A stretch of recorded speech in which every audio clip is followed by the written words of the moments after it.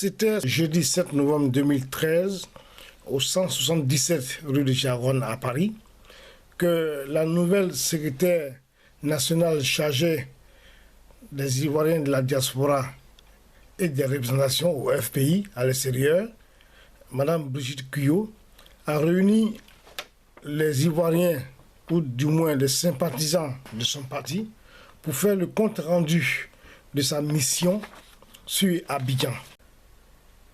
Pour faire le compte rendu de sa mission et une analyse de la situation sociopolitique en Côte d'Ivoire. Et une analyse de la situation sociopolitique.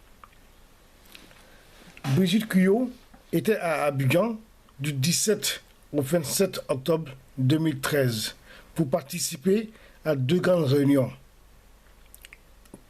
1. La réunion avec le secrétariat général du FPI qui a eu lieu le 19 octobre 2013 et en 2, la réunion du comité central du 26 octobre 2013. Nous l'écoutons. Depuis un moment, on est ensemble et vous avez su que j'étais nommé, que j'ai été nommé par le président du parti. Vous avez su que je suis allé à Abidjan. Donc, je ne pouvais pas vraiment commencer cette mission sans vous donner les nouvelles, sans vous dire pourquoi, parce que jusque-là, nous nous soutenons, nous sommes ensemble.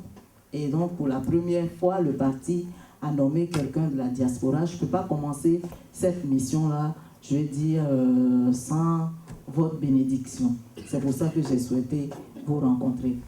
Effectivement, je suis allée à Abidjan à la demande du parti. La direction donc m'a demandé de venir chercher la lettre de nomination. Entre-temps, quand j'ai été nommée, bon, ils ont dit pour l'instant, expédie les affaires courantes, mais attends ta lettre de mission pour pouvoir effectivement commencer. Donc je pensais que la lettre de mission allait me trouver ici et le parti a souhaité que je parte là-bas. Moi, je suis une militante. Quand le parti dit il faut que tu viennes chercher la lettre de mission, un militant c'est un soldat. Donc je dis, j'y vais. Quels que soient les risques, je vais chercher cette lettre de mission, je vais à la rencontre du parti. Je savais que c'était risqué. Beaucoup parmi vous ont prié pour ce voyage-là. Ça s'est bien passé, j'ai vu les camarades, ils étaient contents et j'étais vraiment contente de voir tout le monde. Je suis allée donc, je suis arrivée jeudi et samedi, c'était la rencontre, la grande réunion du secrétariat général. C'est à cette réunion-là d'ailleurs qu'ils ont distribué les lettres de mission. Il y avait une très bonne ambiance.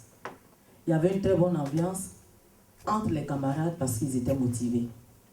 Mais ce que je vais dire aussi, c'est que on n'a plus de siège, donc la réunion a eu lieu au QG du président. Babo.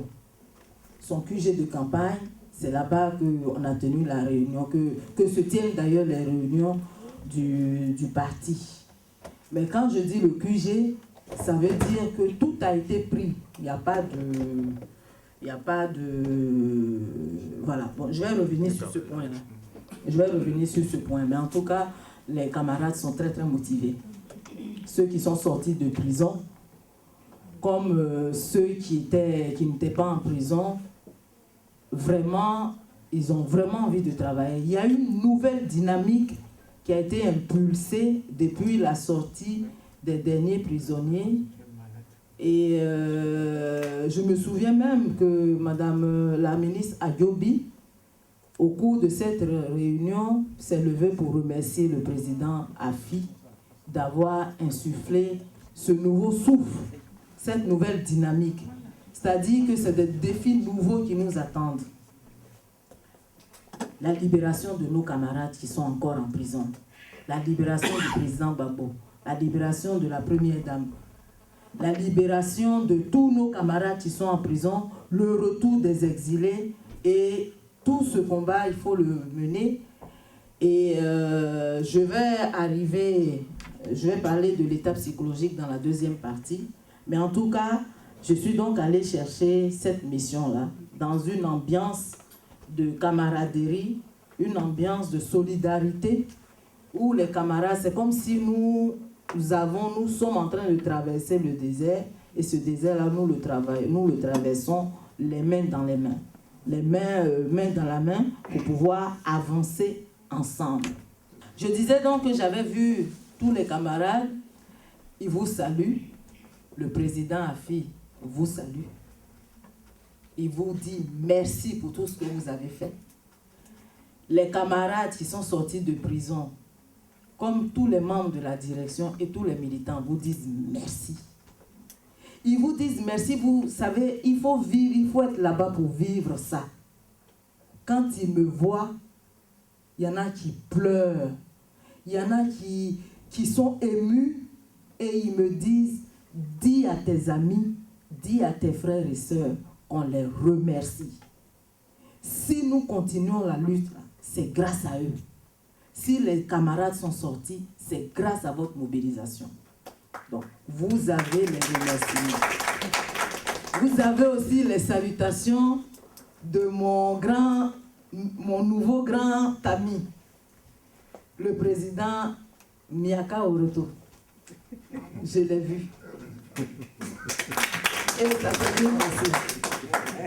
Parce que une page, c'est une nouvelle vie qui commence pour nous tous. Voilà. Nous avons des défis, il faut travailler ensemble. Donc, vraiment, j'étais avec lui. On s'est appelé plusieurs fois. J'ai même dit que j'allais l'inviter ici. En tout cas, il vous salue. Comme je disais, le président compte sur vous, le président Afi compte sur vous. Donc, je disais ce poste-là. Au départ, après le congrès de 2001, c'était... nous, on a été nommés, les représentants ont été nommés en 2002. C'est l'ambassadeur Kodjo Richard qui était secrétaire chargé des relations avec les représentations. Leur faire une note de mission, refaire la lettre de mission en fonction des nouveaux défis qui nous attendent. Proposer la nomination de nouveaux représentants ou de nouvelles représentantes dans les pays où il n'y en a pas. Donc, il faut identifier les pays où il y a des militants et donc installer, proposer la nomination. Ce n'est pas moi qui nomme, moi je propose et le président du parti nomme conformément aux textes qui régissent le fonctionnement de notre parti. Bon, dans mon esprit et dans l'esprit de mes camarades, parce que pour l'instant le bureau est en construction, le bureau n'est pas encore fini, parce que dans ce bureau, je vous dis que vous verrez des Ivoiriens de France, pas beaucoup puisque c'est un bureau de la diaspora, donc il y aura quelques Ivoiriens de France et ce bureau c'est un cabinet. C'est un cabinet, donc il y aura des Ivoiriens d'un peu partout, quoi, France, etc. Voilà tout ce que j'avais à dire. Bon, vous aurez peut-être des questions à poser sur les missions, mais en gros, je donne les grandes lignes. Les grandes lignes, c'est à peu près ça. Bon, en ce qui concerne AU et puis relations avec les partis politiques, mais ça, c'est du domaine direct des représentations. Lobbying des représentations, mais qu'il faut accompagner, qu'il faut surveiller et puis voir comment c'est parti là. Parce qu'à un moment donné, c'est vrai que pendant cette crise, Bateau a raison, on s'est peut-être éloigné d'un certain nombre d'institutions, de partis politiques. Bon, il faut commencer à aller vers ces partis, vers ces organismes, vers ces organisations pour refaire passer le message. Parce que ce qu'ils pensent, c'est que nous sommes contre la réconciliation. On n'a jamais été contre la réconciliation. Même ceux-mêmes qui ont voté pour ce gouvernement-là, je ne suis pas sûre qu'ils veuillent que ça continue. Donc c'est cet espoir-là, je suis venue vous dire que la Côte d'Ivoire compte sur nous. Les Ivoiriens comptent sur nous. Ils ont tout perdu. Le parti a tout perdu. Les gens dans leur village ont tout perdu. Mais ils savent qu'un jour nouveau est en train de se lever. Et ce jour nouveau-là, ils ne vont pas laisser passer ça. Et c'est pour ça qu'il faut qu'on continue la mobilisation. Ils nous remercient et ils nous disent de continuer. Nous devons continuer. Nous devons être dans les rues. Il faut qu'on continue. C'est ça qui met la pression. Il faut qu'on continue et en même temps, le parti a insufflé une nouvelle dynamique. C'est-à-dire que les gens disent qu'on n'est pas pour la réconciliation. Non, nous avons des propositions de crise, de sortie de crise. Le FPI est en train d'initier, a mis sur la place publique les États généraux. Donc, nous sommes aussi pour la réconciliation. Mais cette réconciliation, on ne peut pas s'asseoir, et ça vraiment, on reste fidèle à ça. On ne peut pas, c'est-à-dire que cette réconciliation qu'on appelle des États généraux, c'est-à-dire avant même de passer à la réconciliation, c'est comme si c'était l'arbre à palabre. Dans les villages, quand il y a un problème, on s'appelle, on essaie de régler, chacun parle, chacun dit tout ce qu'il a sur le cœur. C'est quand on a fini ça qu'on peut envisager une réconciliation. Mais on ne peut pas venir comme ça pour dire, ouais, on va se réconcilier, pourquoi? On ne peut pas se réconcilier. Les gens ont tout perdu. Des enfants sont morts. Des parents ont été égorgés. Les comptes sont bloqués. Nos gens sont morts dans les villages. Des gens même qui ne font même pas de politique ont été tués. Nos ministres, nos cadres.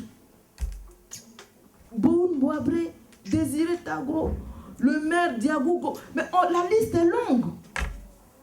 Mais on doit s'asseoir pour parler. Il faut qu'on parle des élections qui ont eu lieu. Qu'on parle de la crise. Ce qui s'est passé. Pourquoi on est arrivé là? Chacun doit parler. Chaque Ivoirien doit parler. Parce que même nous qui vivons ici, nous vivons très mal la crise parce que psychologiquement les gens sont atteints. Il y a des gens qui sont morts ici. Il y a des gens qui sont malades, qui sont atteints. Les gens ne dorment pas parce que leurs parents, il s'agit de notre pays. Et on a ce sentiment d'impuissance. Et on a aussi ce sentiment de gens, c'est-à-dire qu'on est ensemble et il y a une partie qui souffre. Donc nous qui sommes à l'extérieur, c'est un peu comme si on les avait abandonnés. Et il y a ce sentiment de culpabilité qui nous ronge. Donc dans ces états généraux, nous avons notre mot à dire. Quand ça va se faire, quand ça sera effectif, des groupes vont se constituer. Et c'est aussi pour ça que je suis là. Des groupes vont se constituer dans différents pays pour que les gens parlent. Si on ne parle pas, on ne peut pas se nettoyer le cœur parce qu'on a trop de choses dans le cœur. Donc à l'extérieur, nous souffrons aussi bien que comme ceux qui sont en Côte d'Ivoire, comme ceux qui sont en exil, nous avons besoin de parler. Donc nous allons prendre part aussi, en tant qu'Ivoiriens de la diaspora, à ces états généraux. On va voir comment ça va se passer. Peut-être qu'on va commencer ici, et puis on verra, on aura le temps d'en discuter. Mais nous allons prendre part, parce que nous aussi, quand on voit les marches c'est un peu comme des médicaments pour nous. S'il n'y a pas de marche, on est malade. Parce que ça permet de penser nos blessures intérieures. Et c'est pour ça qu'il faut qu'on continue. C'est ça qui fait qu'on a la force de continuer le combat. C'est un peu comme notre médicament, voilà, qui nous permet de tenir. Mais ça va durer combien de temps? Il faut qu'à un moment donné, on se parle. Parce que si ça n'a pas, si on ne sait pas parler, on ne peut pas aller aux élections comme ça. Il y a des préalables. La libération de nos camarades, la libération du président Gbagbo. Pourquoi il est à La Haye? Qu'est-ce qu'il a fait pour qu'il soit à La Haye? Il faut qu'on nous explique. Pourquoi Simone Gbagbo est au dîner? Elle est malade, elle est encore sous anesthésie et on l'envoie là-bas. Il faut qu'on nous explique. Comment Désiré Tagro est mort? Comment le ministre Boun Boabré, à cause de ça, là on vient de perdre encore quelqu'un. Dago, le député Dago. Ouais, le frère de la camarade Odile Dago. Un vaillant militant, un vaillant ivoirien, il est mort. C'est comparé. Il n'y a pas d'argent. Il ne faut pas que quelqu'un meure. Pourquoi? La Côte d'Ivoire qui est indépendante depuis 1960, comment on peut arriver à ce stade d'atrocité, de telle sorte qu'il y ait deux groupes d'Ivoiriens qui se regardent en chien de vaillance. Même ici, ça prévaut. On va dans les parcs, il y a d'un côté les filles du RD, des RHDP, et d'un côté Pro-Babo, FPI. Dans les parcs, les gens ne se parlent pas.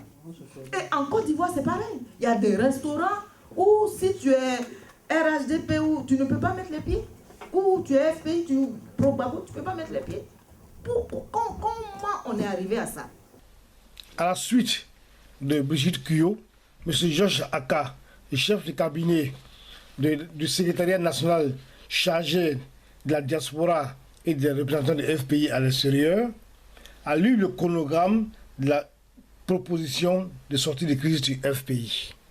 Nous avons reçu les thèmes de référence des États généraux de la République avec le chronogramme.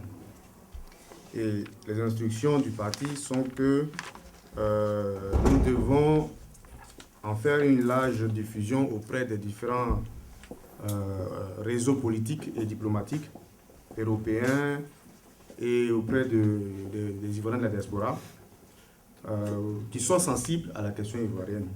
Donc le but, c'est de convaincre tout le monde à épouser l'idée de la réconciliation que propose le FPI. Donc le chronogramme prend en compte le dialogue direct qui est déjà engagé entre le régime en place et le FPI. Et normalement, si les États généraux de la République sont adoptés, le dialogue direct prend fin à la fin du mois de novembre. Et du coup, le dialogue direct pose un certain nombre de préoccupations, hein, notamment la réforme de la CEI, etc. Mais les grandes questions comme la libération des détenus, elles sont reversées dans les discussions des États généraux. Du coup, on retient que nous avons de début décembre les préparatifs des États généraux qui vont jusqu'à mars 2014. Après, on a la phase judiciaire et la phase politique de mars 2014, donc jusqu'à juin 2014, c'est la phase judiciaire. Et après, de juillet jusqu'à septembre, c'est la phase politique et les conclusions viennent par la suite.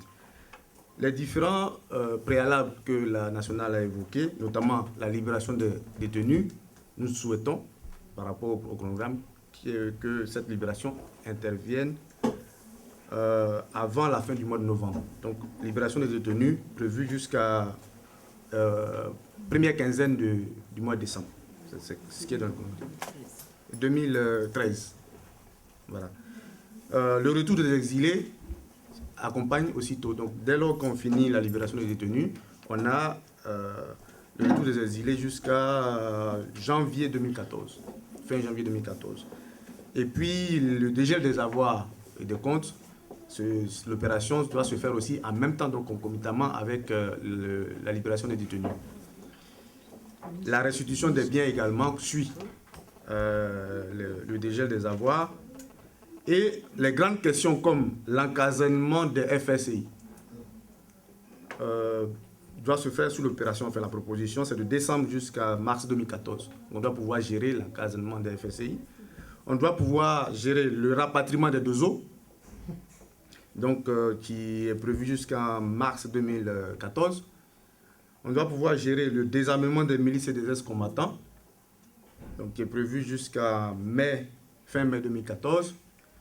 Et puis la restauration de la police et de la gendarmerie sur la période de décembre 2013 à mars 2014. Donc normalement, si tout se passe bien, jusqu'en décembre, donc fin d'année 2014, on devrait pouvoir conclure avec les États généraux de la République. Donc voici très rapidement, pardon, oui, très rapidement le chronogramme des États généraux de la République. Alors, il y a une liste de présence qui a circulé. Je vous demande de mettre vos mails parce qu'on va vous envoyer ces documents-là. pour que chaque Ivoirien puisse à son tour diffuser, donc faire le relais pour que l'information circule.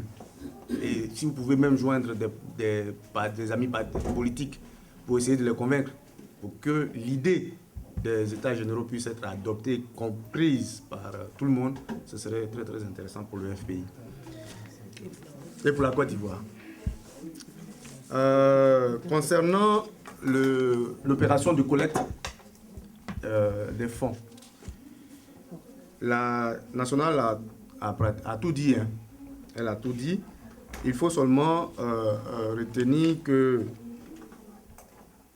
les dons et les fonds que vous voulez envoyer au FPI se font de façon directe, de particuliers au FPI ou de collectifs au FPI. Ceux qui sont à Abidjan, c'est simple. Un Western Union, ils se déplacent, ils vont au siège, on leur donne un reçu. Normalement, il y a un formulaire. Quand vous donnez, on remplit le formulaire en deux exemplaires et on vous donne un exemplaire, vous retournez avec, qui constitue votre reçu. Pour ceux qui sont à l'extérieur, c'est un peu délicat parce qu'on ne peut pas vous donner un reçu. Mais néanmoins, vos éléments d'envoi de Western Union, dès réception, la nationale a promis faire un courrier. Donc, pour éviter que des courriers n'arrivent pas et que la nationale a demandé à sa collègue nationale, qui est chargée de l'extérieur et de la diaspora, de coordonner toutes les opérations qui concernent l'extérieur. Donc, du coup, si vous voulez vraiment qu'il y ait une traçabilité de votre don, vous pouvez faire le don directement à la représentante FPI qui va vous remettre copie de ce reçu-là, ou ce formulaire-là qui constitue votre preuve. Et les dons en nature. Le FPI a besoin de dons en nature, de dons en matériel informatique, etc. On sait tous que pour les frais, ça coûte cher. Bon, moi, je suis un individu, je veux faire un don au FPI, je ne vais pas en plus me taper des frais de fret. Donc, on peut collectivement faire un fret. C'est-à-dire que faire les dons centralisés par la représentation ou et coordonnés par la nationale et en une seule fois faire un envoi à conteneur, au parti et à la direction. Donc voici en gros les quelques éléments. Maintenant, dans le mode opératoire qui a été diffusé largement dans les journaux et puis sur Internet par la nationale chargée des finances et du patrimoine, il n'a pas été pris en compte le paiement électronique.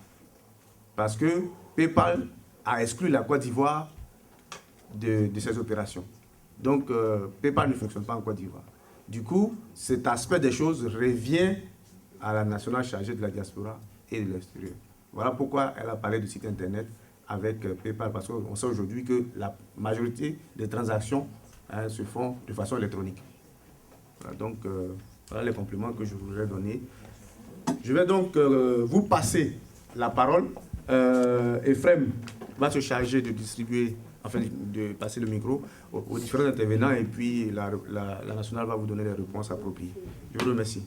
À la suite de M. Georges Aka, la parole a été donnée aux militants pour une série de questions-réponses avec la secrétaire.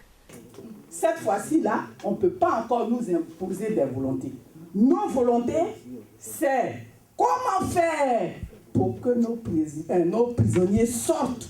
Et puis, nous organiser pour aller aux élections. Voilà les deux points qui nous intéressent. Réconciliation, là, franchement, moi, je ne me sens pas concernée.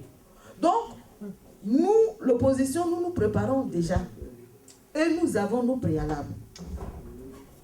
Parce que il faut qu'on fasse attention. Il faut qu'on soit prêt de façon à ce que quand on nous appelle, on sait qu'on est déjà prêt. Comme je disais, le président va sortir. Les prisonniers vont sortir. Les salaires, tout va s'arranger. Mais après, on fait comment? Donc, nous avançons nos propositions. Et dans nos propositions, il y a tout un certain nombre de choses dont il doit tenir compte. Les désarmements, l'encadrement des rebelles, le rapatriement, des gels, des salaires. Il y a plein de choses. Donc c'est quand on a fini ça que peut-être on peut essayer de voir ce qu'on fait. Mais nous avons des préalables. Parce que à un moment donné, il s'agit de la Côte d'Ivoire. Nous ne nous réconcilions pas à tout prix. Mais pour aller à la réconciliation, là, il y a des préalables. Parce qu'on est obligé de le faire avant, quand notre candidat naturel va sortir. On va faire comment pour aller aux élections? Parce que eux, ce n'est pas dans leur intérêt qu'on se réconcilie. Hein. Ils veulent que la situation soit pourrie comme ça. Comme ça, nous, on va bouder dans notre coin. Et puis, eux, ils ont un boulevard. Alors que la situation nous est favorable. La situation au pays, là, elle nous est favorable.